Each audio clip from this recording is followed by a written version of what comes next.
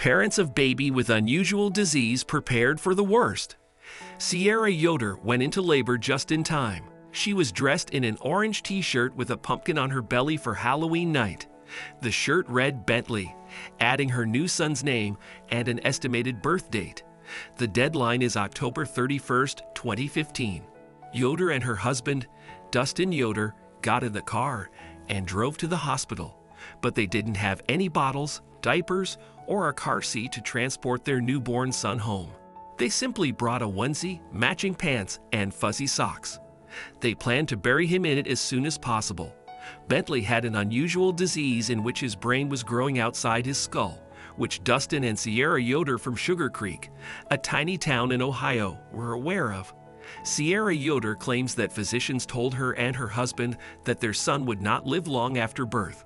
Doctors had warned her that if he didn't die, he would live with no cognitive function. Parents choose life for baby despite encouragement for abortion. Baby survives groundbreaking surgery. She stated that she and her husband were encouraged to contemplate abortion, which they did, but they decided to keep the pregnancy. The night before the operation, they were barely hours away from the birth. Now they'd made plans to meet their son, then bid farewell. Sierra Yoder told the Washington Post, "We were eager to meet him, even if it was only for an hour. We were just relieved that he had made it that far, and that we would be able to meet him alive and well." Bentley, on the other hand, had different ideas. According to his parents, he's now 7 months old and alert after doctors at Boston Children's Hospital devised a way to reinsert his brain into his cranium in what's been dubbed the granddaddy of all cases. It was a life-saving treatment. Boston Children's Hospital neurosurgeon and Chief Mark Proctor told the Boston Globe. However, it will not bring back a regular life. Bentleys encephalicelli, a rare congenital disease resulting in brain herniation from skull. Bentley will, without a doubt, face difficulties. Encephalicelli is a rare congenital disease in which a baby's brain herniates from the skull while still in the womb, and the bones around it do not correctly grow. According to the National Organization of Rare Disorders, the region of the brain that rests outside the skull is normally covered by thin skin or membranes.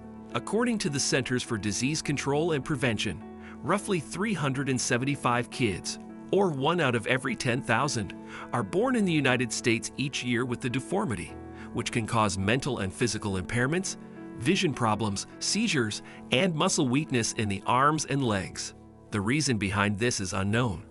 Experts explain that, like most neurological diseases, there is a spectrum of severity ranging from low to moderate to severe cases like Bentleys.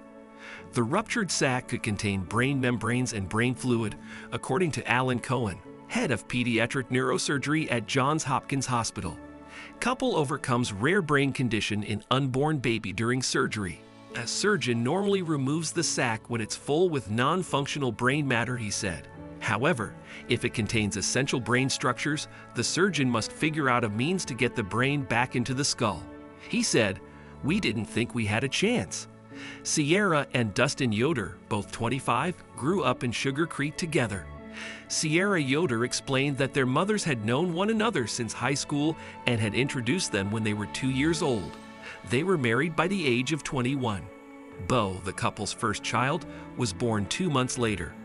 Sierra Yoder said her first pregnancy and delivery went smoothly, and their boy is doing well.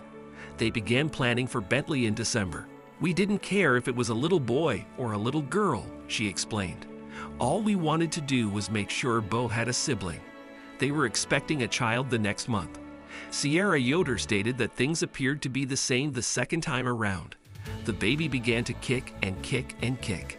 Couple receives terrifying news about baby's skull during ultrasound scan. Her and her husband squabbled about the ideal baby names. Sierra Yoder said she and her husband went to the doctor at 22 weeks to find out the gender of the baby. Her doctor squirted goo onto her stomach for an ultrasound and peered inside.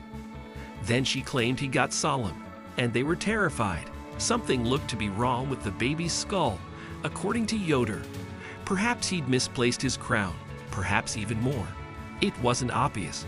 She and her husband were taken to the hospital for more examinations.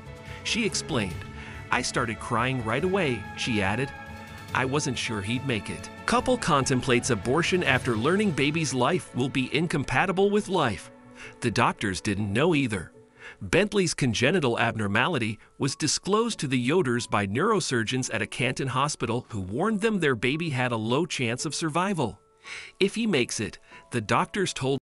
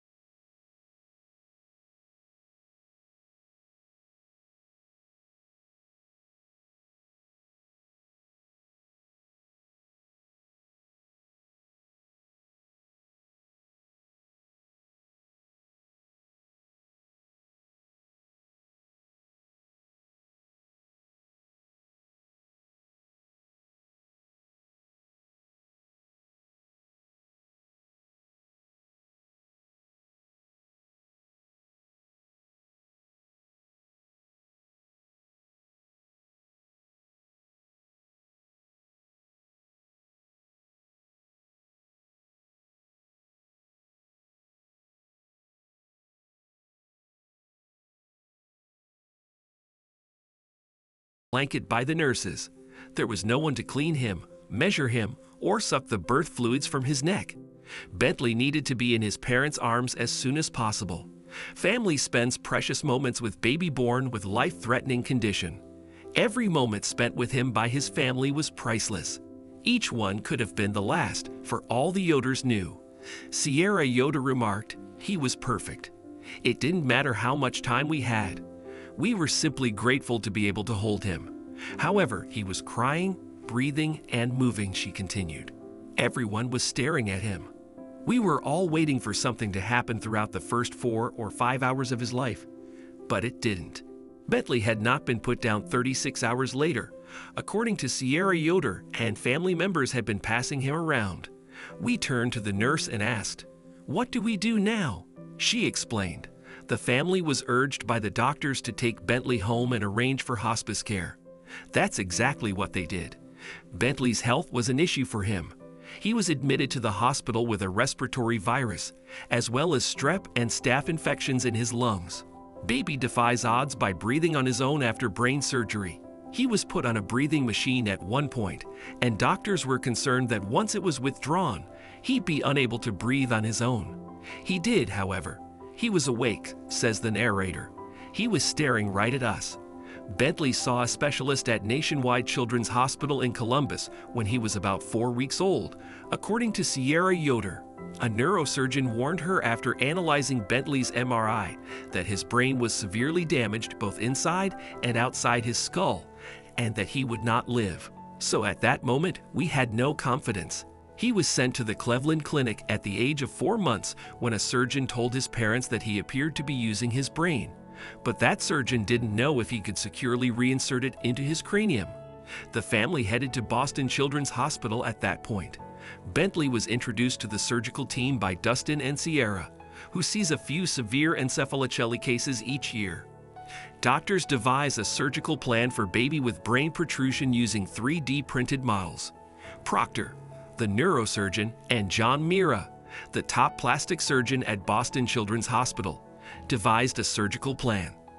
At the time, the kid was 5 months old and had a pouch extending from his skull that included a major piece of his brain, a part that regulates motor function and problem solving, as well as the part that controls vision. Bentley's bulk, which was now buried beneath a blanket of golden locks, couldn't be removed. Unlike many encephalocele instances, he was using it. His surgical team at Boston Children's employed 3D printed models to prepare and practice their techniques. Bentleys' brain was 100 cubic centimeters outside his skull, so the surgeons had to extend his cranium to accommodate it. They devised a strategy to cut numerous vertical cuts into Bentleys' cranium and allow it to fall open to make extra space. He said that special dissolving plates would then hold the region open, allowing Bentleys' brain to return to his cranium. The team got to work on May 24th. Neurosurgeons successfully replaced baby's brain after removing skull section.